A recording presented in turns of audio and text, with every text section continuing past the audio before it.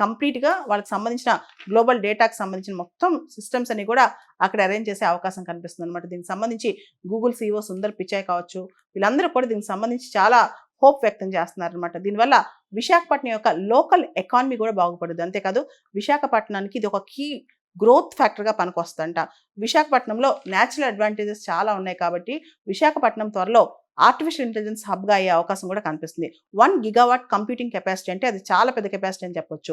అదేవిధంగా ఈ subsea cable ఏదైతే ఏస్తున్నారో అది సింగపూర్, మలేషియా, ఆస్ట్రేలియా మరియు 12 దేశాలతో కనెక్ట్ అవుద్దంట. దాంతో గ్లోబల్ కనెక్టివిటీ హబ్‌గా విశాఖపట్నం మారబోతుంది. దీనికి సంబంధించి ఆంధ్రప్రదేశ్ డిజిటల్ ల్యాండ్‌స్కేప్ కావచ్చు, భారతదేశం యొక్క డిజిటల్ ల్యాండ్‌స్కేప్ కావచ్చు పూర్తి స్థాయిలో మారబోయే అవకాశం కూడా కనిపిస్తుందన్నమాట. ఇవన్నీ చూస్తే గనుక భవిష్యత్ అంతా ఆర్టిఫిషియల్ ఇంటెలిజెన్స్‌దే. అంతేకాదు వచ్చే 10 సంవత్సరాల్లో ఆంధ్రప్రదేశ్‌లో విశాఖపట్నం ఏఐ హబ్, అదేవిధంగా తెలంగాణలో హైదరాబాద్‌లో కూడా ఆర్టిఫిషియల్ ఇంటెలిజెన్స్ సిటీ కడుతున్నారు. ఇవన్నీ కలిపి మనం చూస్తే ఆర్టిఫిషియల్ ఇంటెలిజెన్స్ అనే అద్భుతం ప్రపంచంలో ఆవిష్కారం అవ్వబోతోంది.